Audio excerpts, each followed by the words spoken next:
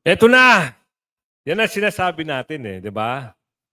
Ngayon, paano nyo may pagtatanggol itong presidente kung lahat-lahat ay inamin na ni Saldico? Sige nga, paliwanag nyo ngayon sa taong bayan na sinungaling si Saldico. Subukan nyo lang, paliwanag nyo. Para magkaintindihan tayo, no? Di ba? Kasi banat kayo ng banat na si Saldico daw ay nagsisinungaling at gumagawa ng kwento. Pero, hindi nyo mapigilan magsinungaling. Hindi nyo mapigilan na magsalita si Saldico. Bakit? At marami pa kayong sinasabi na pauwiin para daw kapanipaniwala at sumumpa. Totoo ba? Wag nyo kaming lokohin. Pinapaandar nyo na naman ng mga katangahan nyo dyan. Nakakapagsalita tuloy tayo ng hindi maganda eh. Buko na kayo. Kahit buko na kayo, ginagalingan nyo pa rin. Sa bagay, ganun talaga, ano? At ito, nakakaawa. Baka mag-alsa baluta ba? Mukhang may mag-alsa baluta. At nakabalita tayo na meron daw naghihimutok sa palasyo at meron nagwawala. Naku po, sino naman kaya ito? Ito may balita na ngayon, Pangalawa, part 2 at abangan natin yung part 3. Kaya sinasabi ko sa inyo eh. Ngayon, sabihin nyo sinungaling si Gutesa. Mr. Lacson, Tocson, Mr. Lacson, sabihin nyo sinungaling si Gutesa at gumagawa lang ng kwento.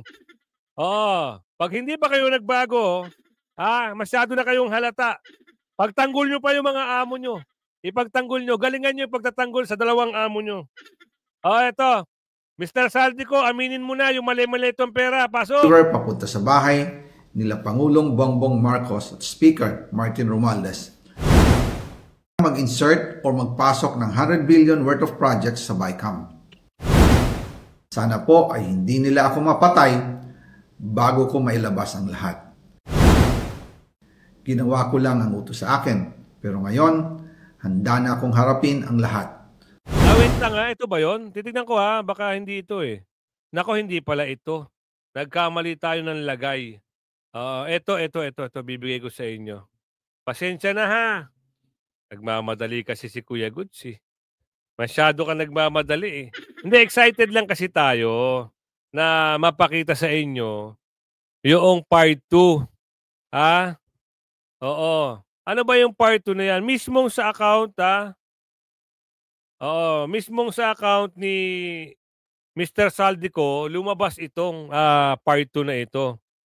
Panoorin ka ba yan? Bahagi. Tama ba? Ito ba? Tingnan natin. Ito ba yung part 2? Yun nga. Teka lang. Tama rin pala yung ginawa ko kanina. Tingnan natin Ayan. Bago ko mailabas ang lahat. Ginawa ko lang ang utos sa akin, pero ngayon, handa na akong harapin ang lahat. Ginagamit ng administrasyon ang buong resources ng bansa para tumahimik ako. That he will shoot me if I will talk. Gagamitin ako bilang panakipbutas sa kanilang kampanya laban sa korupsyon. Hindi na ako mananahimik, ilalabas ko ang lahat ng katotohanan. May resibo, may ebidensya, at may pangalan. Yan! Part 2! Again, I informed the Speaker and asked clearance about the instructions ng Pangulo. At ang sabi niya, wala tayong magagawa. Kaya po nagtataka ako kung bakit sinasabi ni Pangulo na hindi niya makilala ang budget. Samantalang lahat na binawas at dinagdag sa mga ahensya ng gobyerno ay humihingi ng approval sa kanya si Sec Mina Pangandaman. Bago namin ginawa o tinapos ni Senator Chis Escudero during the BICAM. Sinabi pa ni Sec Mina, everything is cleared with the President. Basta importante, pasok ang pondo na request ng Pangulo. The following day, sinabi ni Sec Mina, approve na si Presidente BBM sa lahat na binawasan na ahensya. Masaya na ang Pangulo dahil naipasok ang gusto niyang 100 billion insertion. Wala pong perang napunta sa akin. Lahat po ng insertion napunta sa ating Pangulo at Speaker Martin Romualdez. Ako lang at ang aking mga tao, sila Paul Estrada, Mark Tiksay, at ang aking mga security ang nag-deliver papunta sa bahay nila Pangulong Bongbong Marcos at Speaker Martin Romualdez. Yung sinasabi ni Gutesa na pangalan, nung inimbestigahan siya, sinabi na rin dito. Ngayon, sino sinungaling ngayon? Sino sinungaling? Sinabi nyo diyan sa investigasyon nyo na nagsisinungaling si Gutesa. At sinabi nyo rin na nagsisinungaling si Saldico. Ngayon, nagtutugma yung sinasabi ni Saldico at ni Gutesa na nagdi-deliver ng pera, mali-maleta. Mamaya, ipapakita dito yung mali-maletang pera. Ilalabas na ang ebidensya. Totoo nga! Sa North Forbes Park, South Forbes Park, hanggang sa Malacanang. Ayaw na! Yung mga deliveries po wait ay lang, merong record. Ang Wait aking lang, mga wait tao. lang. Totoo Ano yung sinabi ni Gutesa na nag-deliver sila sa North Forbes Park at South Forbes Park? Totoo rin. Di ba? Merong sang statement doon. Ano rin sinabi ni Gutesa na nagdi-deliver din sila sa Malacanang? Totoo rin ito. AI ba ito? Hindi naman to AI Galingan nyo pa ang pagtatago, pagtataksil ta taong bayan. Galingan nyo pa. Bukas na ho.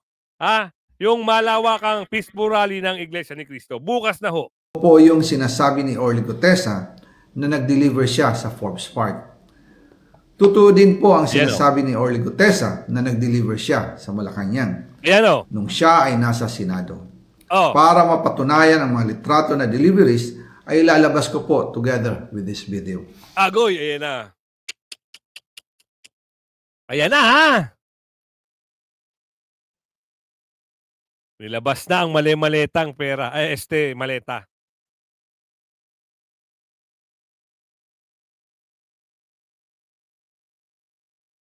Grabe, no? Tapos magsisinungaling pa sila na peke daw si Gutesa.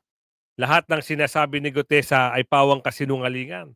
After po ng approval ng budget sa General Appropriations Act of 2025, nagtanong po ako sa DPWH kung magkano ang kailangan na ibigay sa Office of the President o ang SOP na bigayan. Ang sinagot sa akin ay 25%. Ang ibig sabihin nito, 25% ng 100 billion ang SOP na kailangan ibigay kay BBM mismo. In total, 25 billion ang napunta kay Pangulong Bongbong Marcos. Kaya ngayon ay hinahamon ko si Ombudsman Remulla kung seryoso talaga siya sa mga sinasabi niya sa kanyang press release na idadamay niya pati si Martin Romualdez kung magbibigay ako ng ebidensya. Patunayan niya ngayon ang pronouncement niya. Imbestigahan niya ang Fraternity Brad at ang kanyang kaibigan. Kaya naman pala laging pinagtatakpan. Brad pala sa Fraternity. Di lumabas din ang tunay. Kaya pala ilag nag-ilag, saling ng saling, iwas ng iwas sa pangalang Romualdez. Eto na. Nagkakabukuhan na. Magka-Brad pala. Ngayon, nagbigay na ebidensya at hinahamon ka ngayon, Mr. Ombudsman, hinahamon ka ni Mr. Saldico. Galingan nyo naman para hindi kayo mapulahan ng taong bayan. Kaya pala minadali ang pagiging Ombudsman, meron talagang pagtatakpan. Pero wag naman sana. Mr. Ombudsman, wag naman sana. Gawin nyo lang yung trabaho nyo. At yung Fraternity Brad, alam namin, solid yan, brotherhood. Ang problema, pati ba naman sa kasinungalingan brotherhood pa rin? Parang hindi naman pwede. Diba? Nagtatanong lang ho kami Si Speaker Martin Romualdez, kung talagang tutupad siya sa tungkulin niya. Imbestigahan din niya si President Bongbong Marcos. Yun, sapa. Sabi nga ni BBM nung SONA, let's do it right at mahiya naman kayo, hindi po ba? Nananawagan din po ako sa Senado na imbestigahan ang 100 billion insertion ni Presidente. Alam ko po na hindi gagawin ni Ombudsman Remulla ang hamon ko. Pero magaling ang Senado sa investigasyon at ako ay naniniwala na dahil sa kanila, lalabas ang katotohanan. Yun!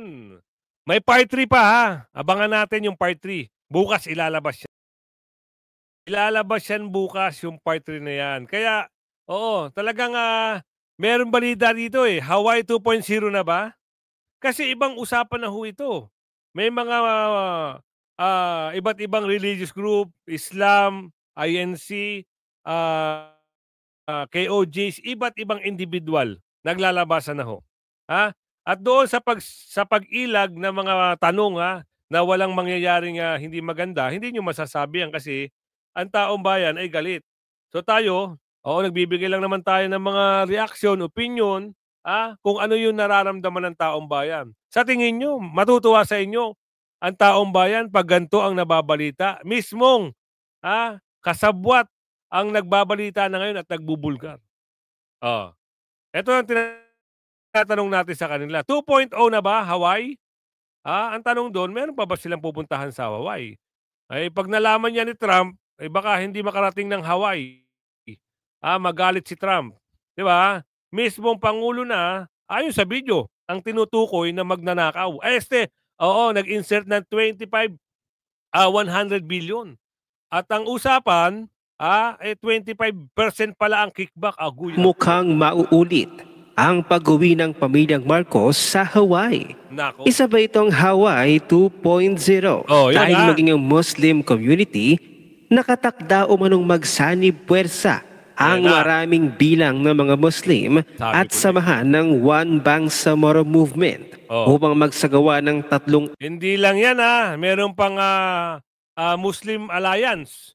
Ito, One Bangsamoro Movement, meron pang Muslim Alliance. Iba pang grupo yun tuloy. araw na kilos protesta sa EDSA People Power Monument sa Quezon City. Ayon sa inilabas na pahayag ng One Bangsa sa pangunguna ng kanilang National President Maulana Alan A. Balangi sa kanyang Facebook page nitong Biyernes, nanawagan para sa lahat ng kapatid nilang Muslim na makiisa sa nasabing kolektibong pagkilos ng kanilang gagawin sa November 16 hanggang 18, 2025. Dito ay makakasama rin nila ang Iglesia ni Cristo, Ayun. Jesus is Lord, at Kingdom of Jesus Christ, Sabi na at iba pang mga relihiyon. Ayon pa kay Noel Landeros Sarifa, 10 million Muslim will join the rally on November 16 to 18. This is it, Pansit. Huwag hayaang tumakas si Marcos sa mga kasalanan niya sa bayan. Nako, yari. Let the November 16 to 18 rally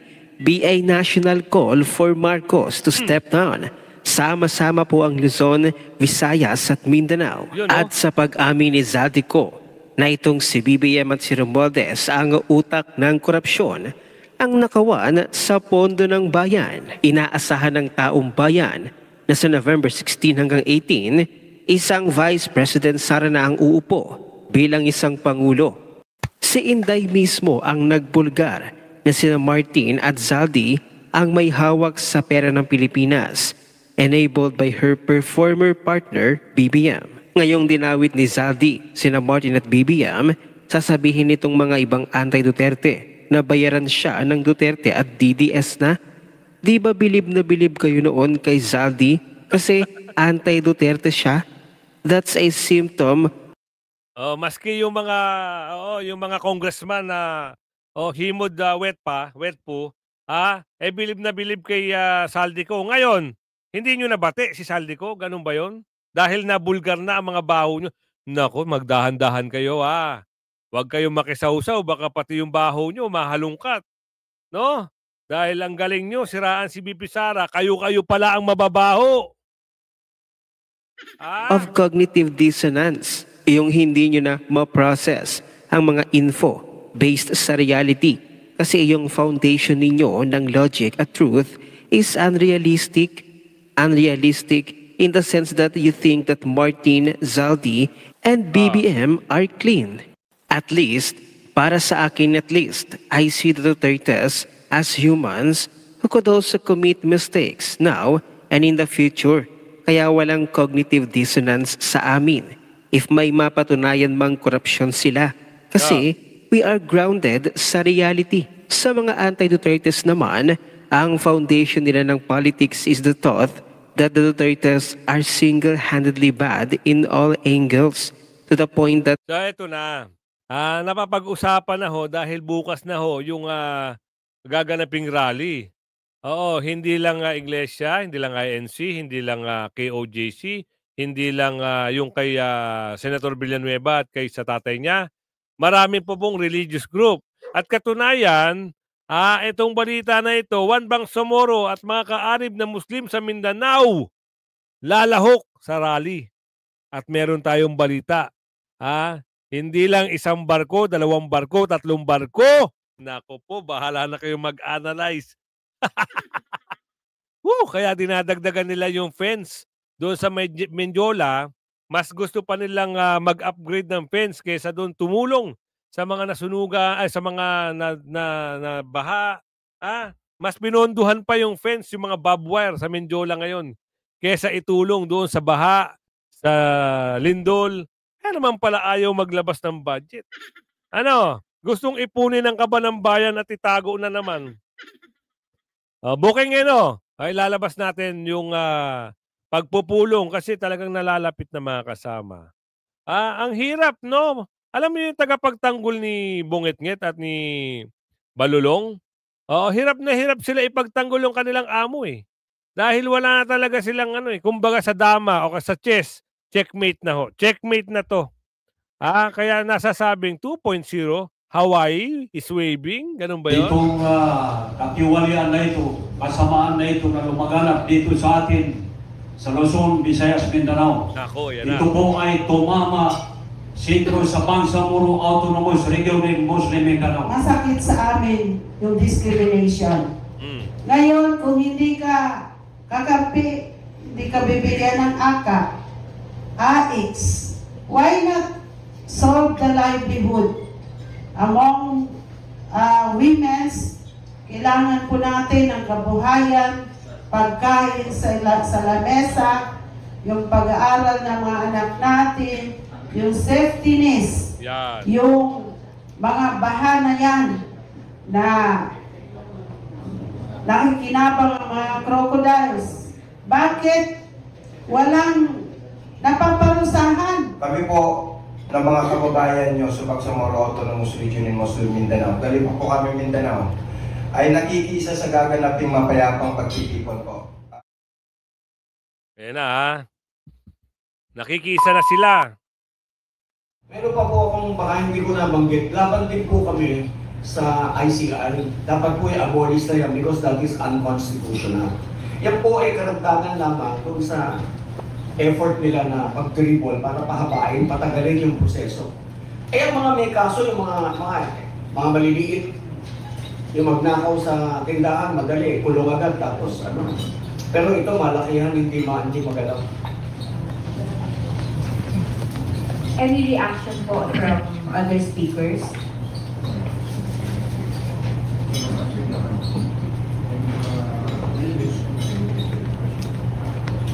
Related to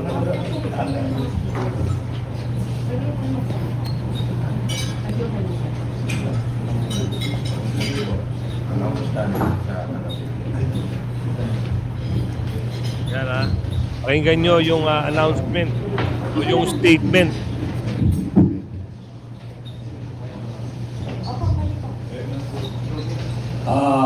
Itong kakiwalian na ito, kasamaan na ito na lumaganap dito sa atin sa Luzon, Visayas, Mindanao. Ito po ay tumama sentro sa Bangsamoro Autonomous Region ng Muslim Mindanao. Ang pinaka malaking kakiwalian na tumama sa ating mga kapatid sa Bangsamoro Autonomous Region ng Muslim Mindanao ay ang pagharang sa eleksyon ng Bangsamoro Autonomous Region ng Muslim Mindanao. Alam natin na ang eleksyon na yan ay diyan natin matutuntun kung sino ang karapat-dapat na mamuno sa Bangsamoro Autonomous Region ng Muslim Mindanao. Yan ang pinakamalaking katiwalian na dapat sana ay naituloy yung eleksyon, kauna-unahang eleksyon sa Bangsamoro Autonomous Region in Muslim Mindanao. Nang dahil sa katiwalian ay hindi na ipagpatuloy yung eleksyon na dapat sana ay mangyari na upang makuha ng mamamayan ng Bangsamoro kung sino ang karapat-dapat na mamuno Yan. na hindi corruption. Ayaw sa corruption. Tama. Kung kaya yan ang malaking katiwalian na tumama sa Bangsamoro Autonomous Region in Muslim Mindanao na umabot ngayon sa away-away mula sa taas hanggang sa ibaba. So yan po ang problema sa Bangsamoro Autonomous Region in Muslim Mindanao. Maraming salamat po. Any statement po, ma'am? Yes, good morning again. When it comes sa pagsalubong ko pa lang kanina, yung regarding sa Muslim, unang-unang comes to mind is discrimination. Yan. Nagugulat ako, bakit mayroong Senate, mayroong Congress, bakit may ICI? At saka nangyayari ngayon, may talagang governor, papalitan. That was elected, papalitan, kasi ang itatalaga mo ay according to sa gusto mo, na it results breaking the peace sa OPA Pro by General Galvez, utang na loob. Yan. Huwag niyo po sirain ang comprehensive agreement ng BARN. Kung anong napirmahan. After 50 years, naghirap kami sa lansangan, Senate, Congress. Mindiola, diyan na kami natutulog. Pero akala namin, it was already solved. Pero bakit iniiba? Katulad nung napag-usapan na election, October 30 dapat. Ngayon naman, sasabihin niya sa March 31, 2026. Pero it is unsure pa. Kasi gagawa na naman sila. So it is a complete discrimination. Tama. Kung noon yung massacre, ilang pamilya ang namatay, nasaktan, itong paglilin lang sa napagkasunduan na pirmahan ay it kills the Bangsamoro rights. So, sana po, huwag po gawing politika. Pinaghirapan po yan. We all know that Mindanao is not part of the Philippines. Yet, we agree now with the agreement at sisirain pa. So yun po, ang masakit sa amin yung discrimination. Ngayon, kung hindi ka kakampi, hindi ka bibigyan ng AKA, AX, why not solve the livelihood among women's? Kailangan po natin ang kabuhayan, pagkain sa lamesa, yung pag-aaral ng mga anak natin, yung safetyness, yung mga bahana yan na nakikinabang ang mga crocodiles. Bakit walang napaparusahan? Pero nagnakaw na walang makain sa tindahan, agad-agad napaparusahan.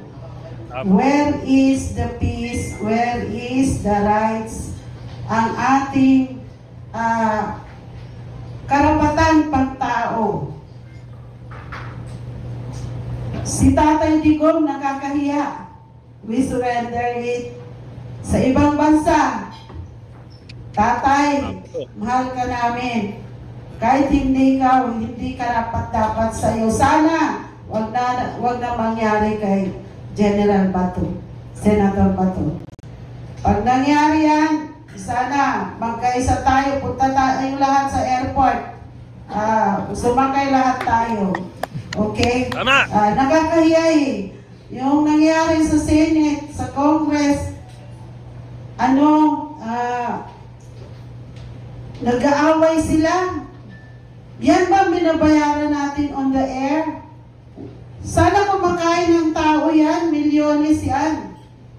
Tama. Si Robin Padilla, anong ginagawa mo, Tolfo? Bakit mo pinag-initan? So, huwag kayong magbangayan dyan, nakakahiya. Ayusin na lang ang Pilipinas.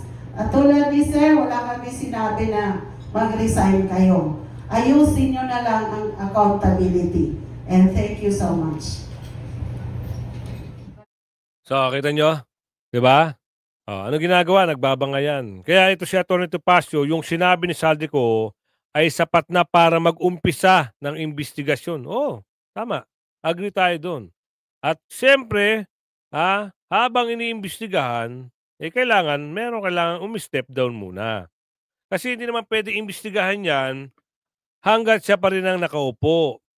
Pansamantala, wag na muna siya. 'Di ba? Si BP Sara muna ang paupuin habang iniimbestigahan siya. Kasi sa karumal-dumal o betrayal o pagtataksil, lalong-lalo na magnakaw ka sa kaban ng bayan. Niloko mo na ang mga Pilipino. Kumbaga sa magnanakaw, ikaw ay isang leader na magnanakaw. Tama ba? 'Di ba? Ikaw mismo nag-utos. Sinabi sa video ni Saldico.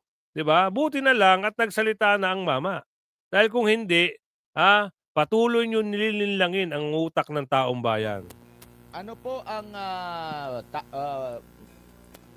po ang nakikita niyo po dito sa paglabas po nitong si Congressman Zaldico po, attorney? Well, of course po, ito ay aking conjecture lamang.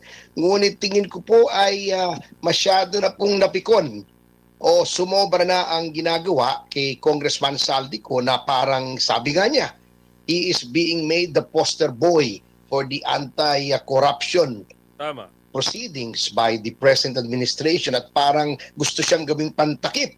So, tingin ko po is in order to protect himself and also to expose the truth ay lumabas na po siya at sinabi niya ang kanyang nalalaman dito po sa flood control scandal na ito. Opo, at nakikita niyo rin po ba na tumutugma sa mga ganap, sa mga developments, sa sequences po, sa mga nangyari mula pa nung nag-umpisa itong investigasyon, yung mga narinig natin sa unang mga bahagi ng investigasyon, underpass, sa watch ni Senador Marcoleta, hanggang sa pinalitan na ito ni Ping Lacson, na natigil ang investigasyon, nabuksan itong ICC, lahat ng mga nabubulgar, tumutugma po ba doon sa mga nagiging pahayag po ni former Congressman Zaldico? Opo, in its general terms, kasamang Admar, ay nakikita na po natin yung pattern sapagkat marami pong nagsasabi, and I believe this to be logical, na hindi po maaaring makatakas ang Pangulo sa responsibilidad dito. May sinasabi po sila na bakit daw i-insert yung 100 billion, yung NEP nga po ay galing sa presidente. Well, maraming reasons po dyan. Unang-una, para maitago yung insertion, para maka-escape ng liability yung presidente. Para sabihin niyang hindi naman ako nag-insert niyan. Pwede rin na ito ay para pagtakpan yung mga insertion sapagkat naging unconstitutional po yung insertion na naging mas malaki pa po yung budget ng DPWH kaysa sa DepEd na ito po ay labag sa ating saligang batas. Marami pong reason kung bakit nasa BICAM po ang ginawang insertion. Pero sinabi naman po ni Saldico bilang chairman ng Appropriations Committee na ito po ay nasa pag-uutos ng Pangulo. Opo, tama po kayo dahil ang sabi nga na kung gusto talaga ni PBBM daw, dapat sa kanya na, hindi na dapat na iutos. Pero make sense din po na posibleng insert na lang para kung magkabulilyaso man, walang direkta agad-agad. Pero yung nabanggit na wag kang umuwi, kami bahala sa iyo, nagtagal siya doon sa Amerika, make sense din po, attorney. Opo, at tama po yun sapagkat unang-una po may extradition treaty tayo sa Amerika. Meron din tayong Mutual Legal Assistance Treaty sa Amerika, yung MLAT. At yan po ay kita nyo, kung gugustuhin naman po ng ating pamahalaan ay madaling ibalik ang isang tao, kita nyo yung nangyari kay Mayor Alice Guo at sa kay Cassandra Leong na agad-agaran ay naibalik dito. Bakit si Saldico ay hindi maibalik-balik dito? So yun po ang mga katanungan na mahirap pong sagutin except in the context na ayaw nga siyang pabalikin sapagkat marami na siyang nalalaman. Opo, Tama. doon po kasi detalyado din, maliban doon sa video, meron din siyang listahan doon sa 100 Opo. billion na pesos. Nakikita nyo po ba na pagpalagay natin na mali yung kanyang sinasabi, pero kakayanin ba niya na siya lang ang makapagpalabas ng mga proyekto na yon? Kumbaga siya lang yung parang big fish noon na wala siyang kakuntsaba. Ganun siya ka-confident na kaya niyang mailabas yung pera na yon? Hindi po, sapagkat ang naglalabas ng pera ay hindi naman po lehislatura. Kita nyo na. Lahat ng sinasabi ni Saldico tumutugma doon sa kung sino ang nag-utos ng insertion. Ngayon, magtitiwala pa ba ang taong bayan kung meron naman sila talagang history ng pagnanakaw? Ngayon, imbis na dapat gawin na linisin ang pangalan sa pagiging maayos na leader, lalong nilugmok. Kaya sa susunod, wala na talagang makakapasok na pulangaw. Kaya kung umabot ka sa video natin ito, hanggang sa muli pakilagay share. Bye-bye!